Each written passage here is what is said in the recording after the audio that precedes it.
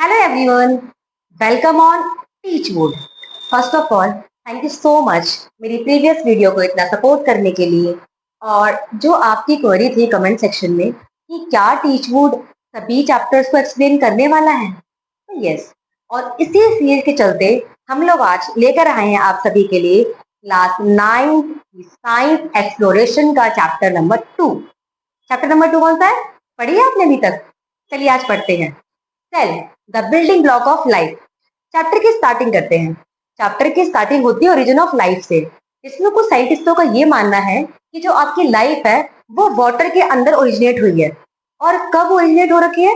3.5 billion years ago. उसके बाद small water pool में चेंजिंग एनवायरमेंटल कंडीशन के साथ आपकी जो लाइफ ओरिजिनेट हुई है। इसमें आपके साथ हॉट स्प्रिंग का एग्जाम्पल डिस्कस किया गया है। इंडिया के अंदर लद्दाख में एक पूगा वैली नाम का हॉट स्प्रिंग है, जहाँ का टेम्परेचर बहुत एडवर्स है। इतना एडवर्स है कि वहाँ का temperature nearly boiling point of water के बराबर है। जो कितना होता है पता है क्या आपको? वाटर का बॉइलिंग पॉइंट 100 डिग्री सेल्सियस। तो जो यहाँ की एनवायरमेंटल कंडीशन है वो सिमिलर है। किससे? आपकी 3.5 बिलियन ईयर अगो वाली कंडीशन से। वो कंडीशन और यहाँ की कंडीशन दोनों सिमिलर है। तो इतनी एडवर्स कंडीशन में क्या कोई लिविंग ऑर्गेनिज्म सर्वाइव कर सकता है? आप खुद सोच के देखो, आप सर्वाइव कर सकते हो क्या 40 के मोर? जैसी गर्मी आती है टेम्परेचर 40 के अबव जाता है, पसीना छूट जाता है, हालत खराब हो जाती है, स्कूल जाने का मन नहीं करता। कितने बच्चे अपने स्कूल जाने से मना करते हैं कि इतनी तो गर्मी हो रही है, मैं नहीं स्कूल जाना। देखो यहाँ पे रह रहा है 100 से ऊपर में, कौन रह रहा है? थर्मोफाइल्स रह रहे हैं हॉट स्प्रिंग के अंदर। थर्मोफाइल्स, तोड़ते हैं थोड़ा इसको। थर्मो का मतलब क्या होता है? हीट। और फाइल्स का मतलब क्या होता है? Loving.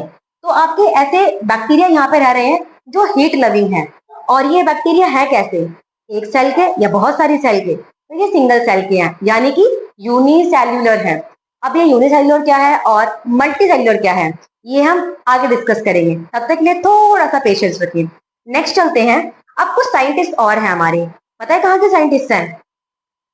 Birbal Sahni Institute of Palaeo Science Lucknow, जो कि हॉट स्प्रिंग के बारे में पढ़ रहे थे। जब वो हॉट स्प्रिंग के बारे में पढ़ रहे थे तो उन्होंने क्या देखा, हम भी देखें एक बार।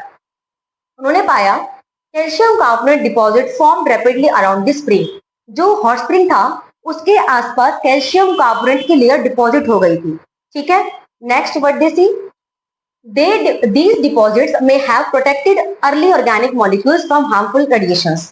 जो ये आपके कैल्शियम कार्बोनेट की लेयर है, इसने एक सुरक्षा कवच की तरह काम किया। किसके लिए? आपके अर्ली ऑर्गेनिक मॉलिक्यूल्स के लिए, जिसकी वजह से आपकी लाइफ सस्टेन रह पाई। Next, they may also have help in the formation of first cell membrane. तो सेल आई है, सेल आने के साथ साथ सेल की जो मेम्ब्रेन है उसे सेल मेम्ब्रेन कहते हैं, वो आई है। तो जो ये वाली कंडीशंस थी उन्होंने फर्स्ट सेल मेम्ब्रेन को आने के लिए सपोर्ट किया। नेक्स्ट है, सेल मेम्ब्रेन होती क्या है? प्रोटेक्टिव कवरिंग होती है around the cell. For example, आपके पास नोटबुक्स है साइंस की, है ना? उनके ऊपर चार्ट भी लगाए होंगे आप लोगों ने, नाम लगाए हुए कलरफुल चार्ट, कहीं पिंक कहीं ग्रीन लगे होंगे।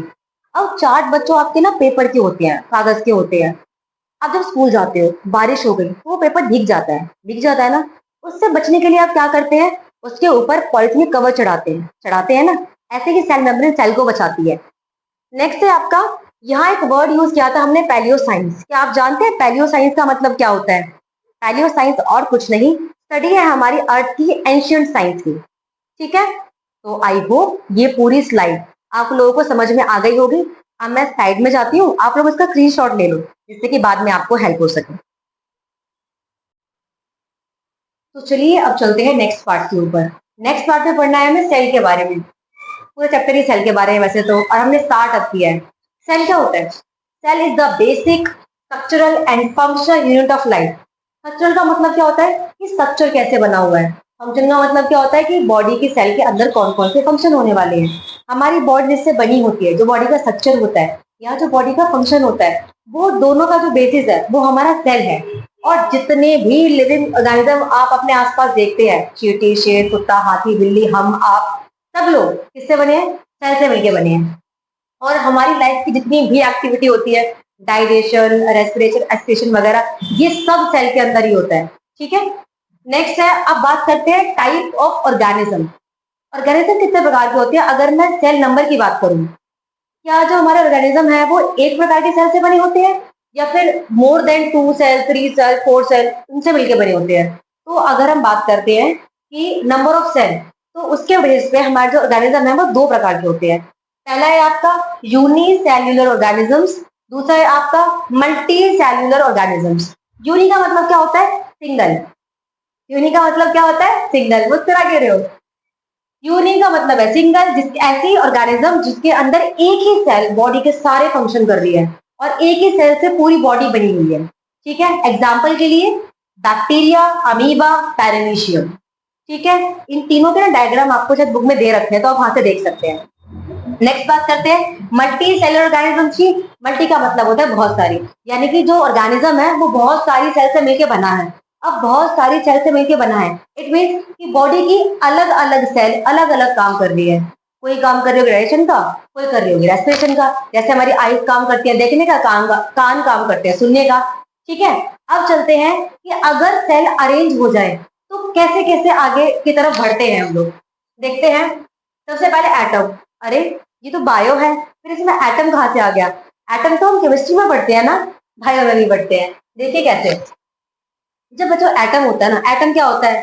कार्बन, नाइट्रोजन, ऑक्सीजन, ये सब आपके एटम होते हैं। जब आपके एटम मिलते हैं तो मॉलिक्यूल बनता है। मॉलिक्यूल पता है ना आपको, पढ़ा है आप लोगों ने? वाटर क्या है? एक मॉलिक्यूल ही तो है। CO2 क्या है? मॉलिक्यूल है। तो ऐसे मॉलिक्यूल बनते हैं। उसके बाद मॉलिक्यूल के साथ अगर मॉलिक्यूल आगे बढ़ते हैं, अरेंज होते हैं, तो बनते हैं आपके ऑर्गेनेल। ऑर्गेनेल तो हमने पढ़े ही नहीं अभी तक।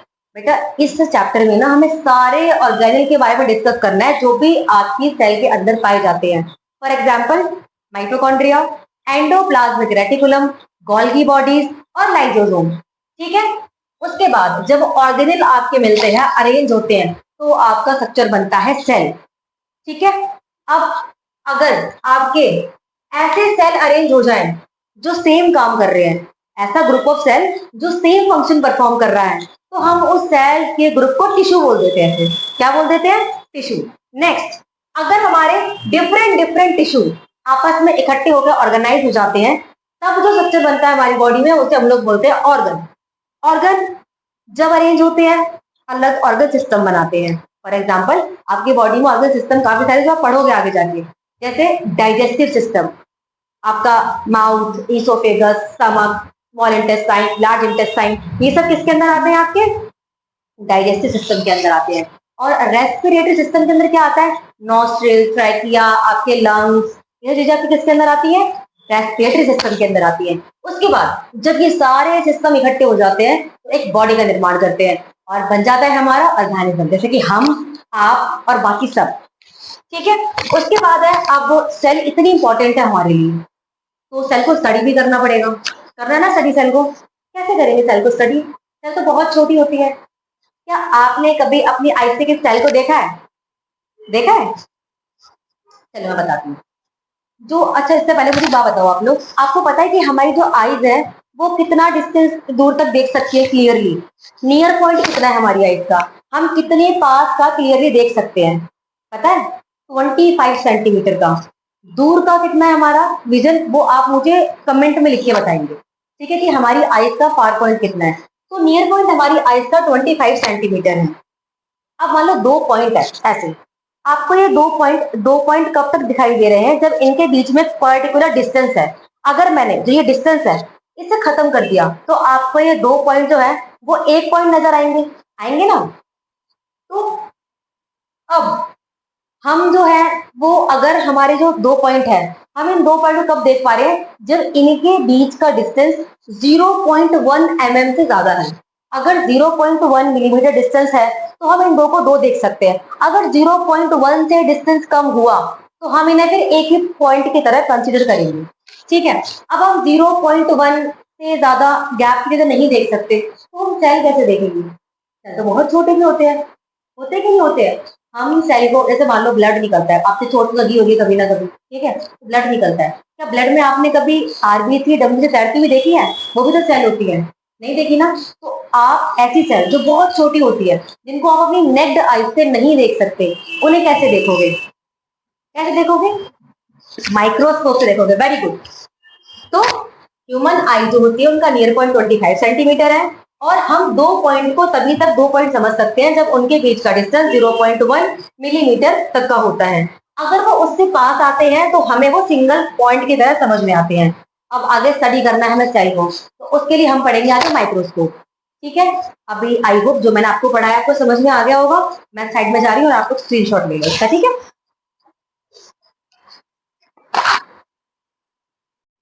तो guys that's all from my side for today.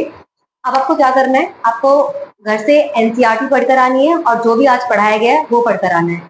और आज आपने जो भी पढ़ा है, अगर आपको कुछ भी डाउट रहता हो या कुछ भी कंफ्यूजन हो तो आप उसे कमेंट में लिख के बता सकते हैं, हम उसको रिजॉल्व कर देंगे।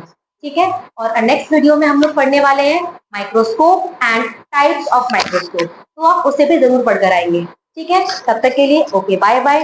स्वस्थ रहें, मस्त रहें, पढ़ते रहें और टीच वर्ड के साथ रहें।